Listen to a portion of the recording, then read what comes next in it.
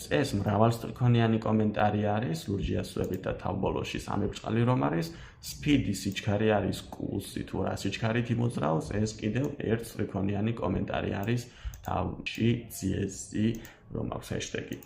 და გადავედით ახლა for I in range-ზე. ესე იგი for loop-ი აქ ოდნავ განსხვავებული არის, როგორც ხედავთ, ესე იგი ესენი პროპორციულად უნდა იყოს ერთმანეთთან დაკავშირებული. ახლა რას ნიშნავს? თავიდან ესე იგი I იყოს 10-ის ტოლი, ამას ნიშნავს I გაიზარდოს 101-მდე, 101-მდე, ანუ 100-ის ჩათვლით, 100 როდესაც გახდება. მაშინ ბოლო მოქმედებას გააკეთებს და მერე აღარ გააგრძელებს და 10 თუ იქნება თავიდან ყოველ ჯერზე გაიზარდოს 10-ით. ესე იგი თავიდან თუ იქნება 10, შემდეგ იქნება 20, 30, 40, 50 და ასე შემდეგ 101-მდე. ანუ 100-იც გახდება, გააკეთებს აი ამ მოქმედებებს და გაჩერდება. ესე იგი თუ აქ დავწერ მე 10-ის მაგივრად 5-ს, ესე იგი 5 იქნება თავიდან I-ის მნიშვნელობა და ყოველ ჯერზე გაიზრდება 10-ით და სანამ 101 არ გახდება. აი გავუშვათ. ესე იგი თავიდან იყო 5, მერე გაიზარდა 10-ით, ანუ 15, მერე გაიზარდა 10-ით 25 და ასე შემდეგ.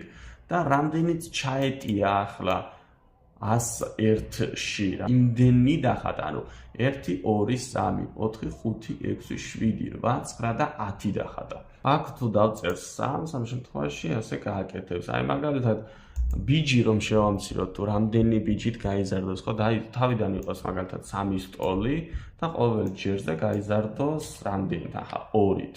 ხო, ესე იგი თავიდან I იქნება 3-ის ტოლი და ყოველ ჯერზე გაიზრდება 2-ით, ანუ 3, 5, მერე 7 და ასე შემდეგ და რამდენიც ჩაეტევა 101-ში, იმდენს გააკეთებს უკვე. აი ნახეთ.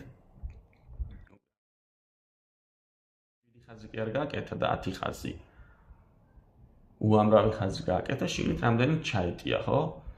ესე იგი გავიგეთ, რომ თავიდან I იყოს ამდენის ტოლი, შემდეგ აქამდე გაიზარდოს ამდენი ბიჯით ყოველ ჯერზე. აი თავიდან მოდი 1 გავაკეთოთ და 2-ით გავზარდოთ. 1-ით გავზარდოთ, გავუშვათ. და ნახეთ.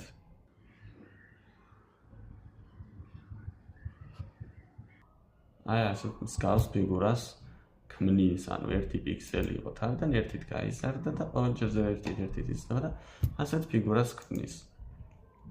კარგი. წესით გასაგები არის, მოდით დავაბრუნოთ, ესე იგი აქ იყო 10, აქაც იყო 10.